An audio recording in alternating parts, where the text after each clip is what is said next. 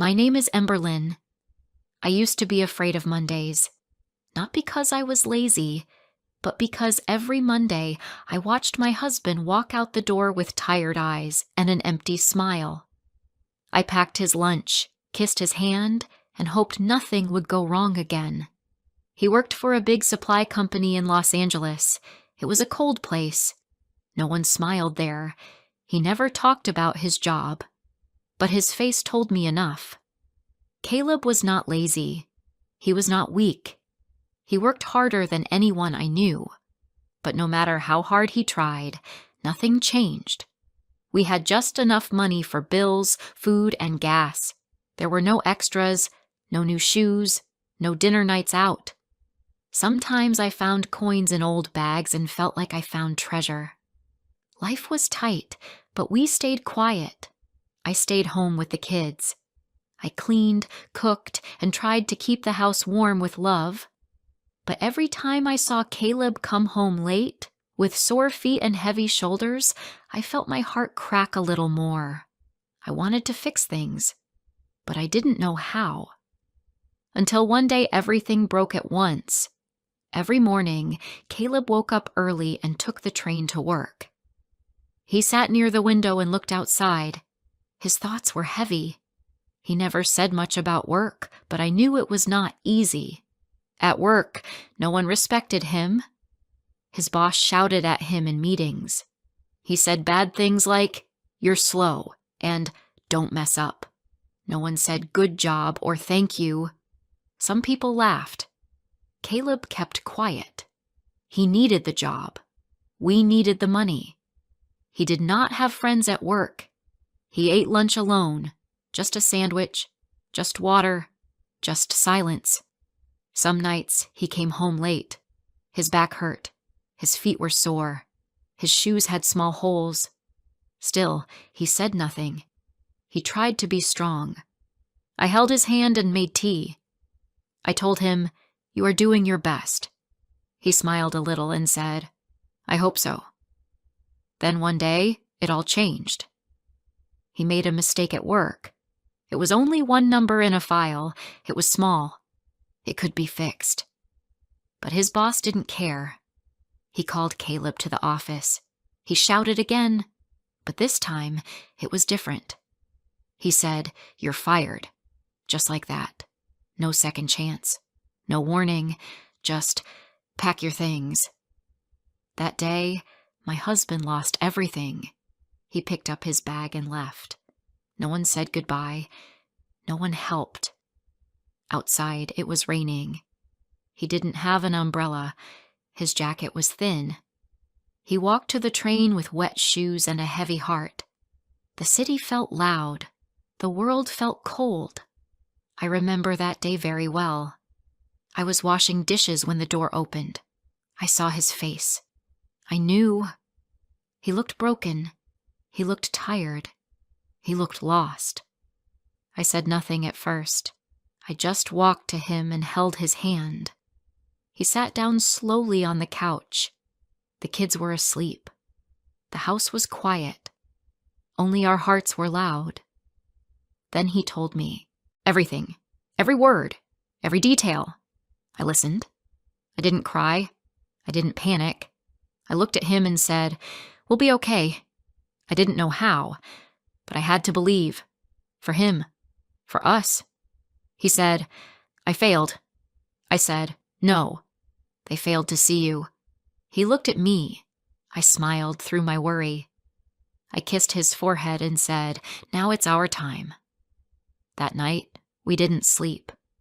We sat at the table and talked. The kitchen light was soft. I made tea. He drank it slowly. We talked about our dreams. We had no plan, no money, but we had ideas. We had each other. Caleb knew the supply world. He knew delivery people. He knew drivers, traffic, and how things moved in the city. I said, "Maybe we can start something small." He said, "But we need money." I stood up and went to the closet. I came back with a small wooden box. Inside were old things I had kept for years. My silver necklace, my bracelet from my grandmother, a few gold rings from my mother. I placed them on the table. "Sell them," I said. "Start the business." He looked at me with wide eyes. "But they are special," he said. I smiled and said, "So are you. And I believe in you." He tried to say no. He felt shame. But I held his hand and said, "This is our chance." The next day, Caleb went to a shop and sold the jewelry. It gave us just enough. He bought a small used laptop. He printed simple business cards. He opened a phone line.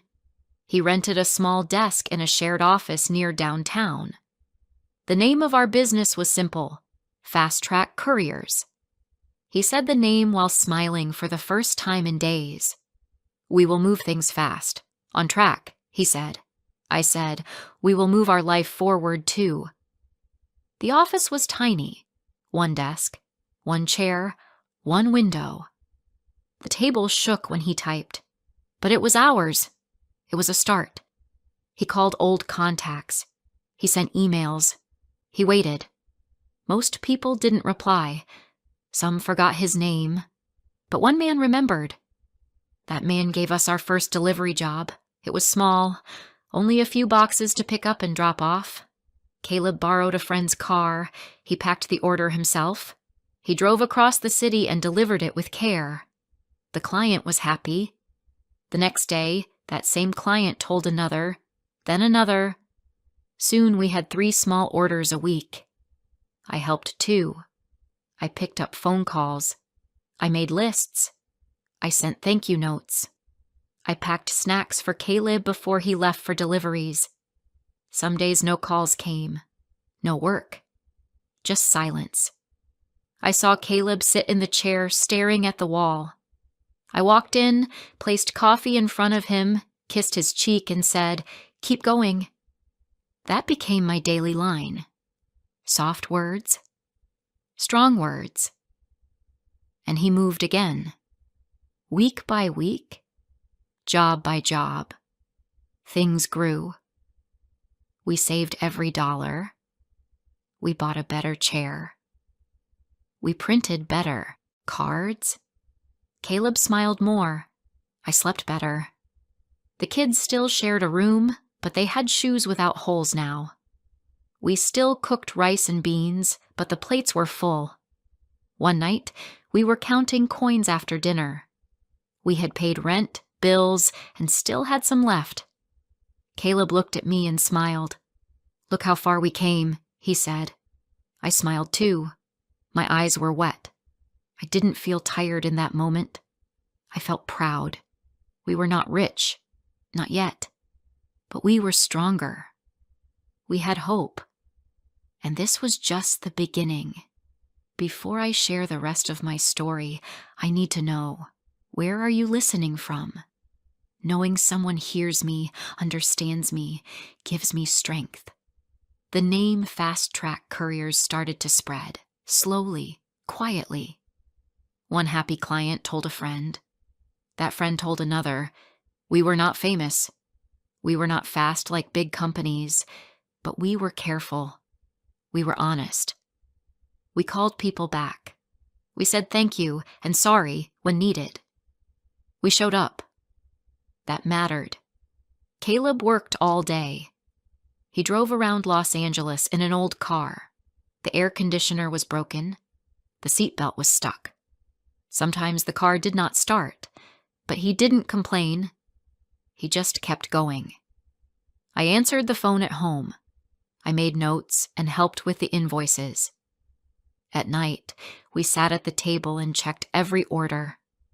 We wanted to do it right, but it was hard. Some weeks were slow, very slow. No orders, just silence.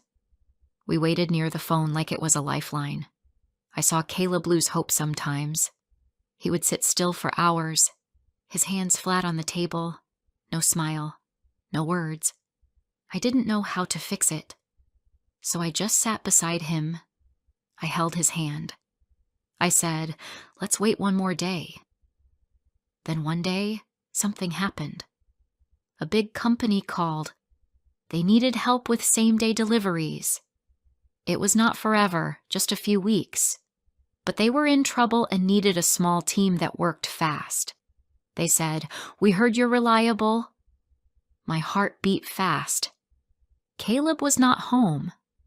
I said, "Yes, we are. We will help." I wrote down the details and waited for him to come home. When Caleb opened the door, I ran to him. I showed him the paper. He didn't say anything at first. He just stared. Then he smiled. A real smile. A full smile. And I knew this job could change things. We worked all night to prepare. We checked the car. We cleaned the bags. We made maps and lists. It was a lot for 2 people, but we did it. The company was happy with our work. They said, "You saved us this week," and they paid on time. That money helped us fix the car. It helped us buy new bags and boxes. It helped us breathe. That same client gave us more work later, and they told others. That's how we grew. Not fast, but steady. After some time, we had enough money to rent a small warehouse. It was not big. It had high, gray walls and no windows, but it had space. And that meant we could take more orders. We put a desk inside, a shelf for files, a fridge, and a kettle for tea. It became our second home. We hired our first helper. His name was Joel. He was quiet, but kind. Young, but fast. He asked questions and listened. He stayed late and helped Caleb without being asked. One day I saw Joel sweeping the floor. He was humming a song, smiling. I said, "Are you okay?" He said, "Yeah. I like it here." That made me feel warm inside. I remembered how Caleb felt at his old job, cold, alone. Joel felt different. And that meant we were doing something right. More clients came, some from far parts of the city, some from small businesses like us. We made each one feel important. We never lied. We never shouted. When we made mistakes, we said sorry, and we fixed it. We hired 2 more people, Sarah and Tom. Sarah was smart and full of ideas. Tom was slow at first but careful. Caleb trained them both. He showed them how to label boxes, how to load the car, how to speak kindly on the phone. I handled calls, papers, and snacks. We became a team, a small team, but a real one. Some days were good. Orders came in. Calls kept coming. We laughed while packing. We shared lunch. We played music in the warehouse. Other days were hard. The car broke down. A storm came. A box went to the wrong address. A client got angry. Caleb came home late, his eyes tired. But still he smiled at me. I always said the same words, "Keep going." And he did. We didn't take days off. Not even on weekends. We worked every single day. We made deliveries. We cleaned the space. We called clients. At night, we counted coins. We made lists for tomorrow. We checked the fridge. We boiled water for tea. Then we slept for a few hours and woke up to do it again. Still, something felt different now. We were not just surviving. We were building, and that gave us hope.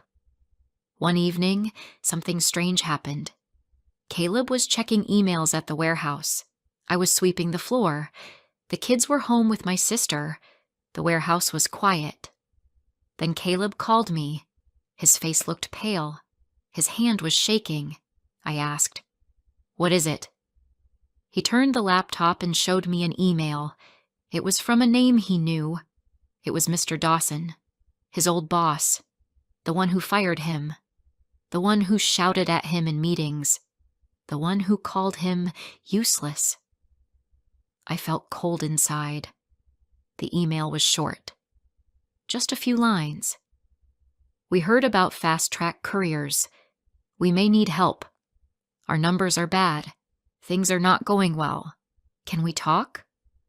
Caleb sat still for a long time. I could feel his heartbeat from across the room. He didn't speak. I didn't either. I walked over and sat beside him. He looked at me. I said, "Nothing. I just waited." Then he asked, "What should I do?" I wanted to say, "Ignore them." I wanted to say, "They don't deserve your help." But I looked at him. I saw his face. And I remembered something important. This was not about revenge. This was about who we were now. So I said, "Maybe this is not about him. Maybe this is about you." We sat there in silence for a long time. The lights buzzed above. The night was quiet. Caleb closed the laptop and said, "I'll think about it." That night, we didn't sleep again. We talked in whispers. We drank tea in the dark. We remembered everything. The pain, the loss, the start, the fight, the dream. We looked at each other and asked, "Are we ready for this?" Maybe we were. Maybe it was time. The next day, Caleb sent a short reply. He said, "We can meet." He did not sound happy. He did not sound proud. He sounded calm, quiet, clear. I watched him hit send. His hands were steady, but I knew his heart was full of old pain. 3 days later, we walked into the same office where he used to work. I had never been there before. It looked cold. The walls were gray. The lights were too bright. The chairs were old and hard. I saw a few workers moving slowly. No one smiled. No one talked. We waited in the lobby. Caleb didn't speak. He looked at the floor. I held his hand. Then Mr. Dawson walked in. He looked smaller now, not just in size, but in spirit. His face had lines. His eyes looked tired. He held out his hand. Caleb shook it. We sat in a small meeting room. The air felt heavy. Mr. Dawson talked about problems, delays, angry clients, workers leaving. He said, "We can't keep up. We need a partner, someone who knows this business, someone like you." Then he looked at Caleb and said, "Would you consider buying part of the company?" The room went silent. I looked at Caleb. He looked down for a long time. Then he said, "I need time." Mr. Dawson said, "Of course." We stood up and left. Outside, the sun felt warm. The air smelled sweet. The sky looked blue. We drove home in silence. The city moved around us. But inside the car, everything was still. That night, we talked again. In our small kitchen, with soft lights and warm tea, I said, "You don't owe him anything." Caleb said, "I know." Then I said, "But this may not be about him. This may be about the people who still work there. People like you, people who need someone who understands." Caleb stayed quiet, but I saw it in his eyes. He knew what to do. 1 week later, we signed papers. Fast Track Couriers would now own part of the old company. Not just the name, not just the office, but the people inside too. The first time we walked in as owners, no one clapped. No one smiled. Most people looked confused. Some looked scared. That was okay. We understood. We called a meeting. Everyone sat in plastic chairs. The room was full. Caleb stood at the front. His voice was soft, but strong. He said, "I used to work here. Many of you don't remember me, but I remember this place. I remember the fear. I remember the silence. I remember feeling small." He paused. Then he said, "That is going to change." He did not give a long speech, just simple words, honest ones. He said, "You matter. Your work matters. Your time matters. Some people looked away. Some stared, but one or two smiled. That was enough to start. The next week, we cleaned the office. Together, no one was too good to help. Caleb lifted chairs. Joel painted the walls. Sarah made lists. Tom fixed lights. I brought food and made tea. We changed the rules. Breaks were clear. Hours were fair. Pay was honest. No more shouting. No more fear. We put a big sign on the wall. It said, "Kindness first." People stopped and read it. Little by little, things changed. Workers talked more. They smiled. They moved faster. Not because we pushed them, but because they felt safe. We listened. That was the most important thing. We asked, "What do you need?" They told us. Some wanted better tools. Some wanted more rest in summer. One woman said, "No one ever asked me before." That made me want to cry. Caleb gave short meetings every Friday, not to talk about problems, but to say, "Well done." We clapped for people who helped others. We gave small gifts, not money, just snacks, notes, smiles. One worker named George stayed late one night to help a new man. We gave him a thank you card. He said, "No one ever thanked me at work before." I said, "That will never happen again." Work got better. Clients saw the change. Orders were faster, cleaner, fewer mistakes.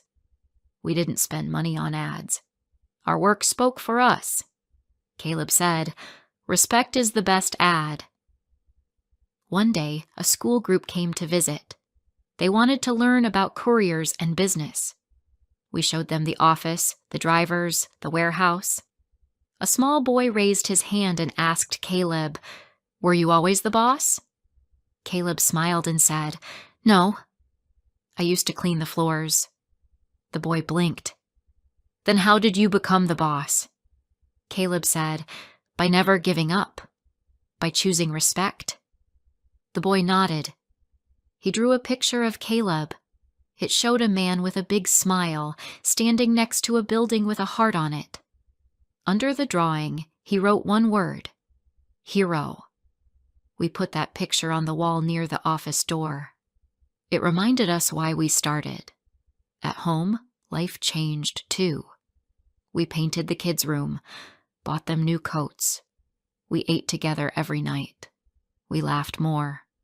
I sang again while washing dishes. Caleb held my hand more often. We were not rich, but we were full of peace, full of meaning, full of love. One night, I sat on the couch. The kids were asleep. Caleb came in and sat beside me. He looked around the house.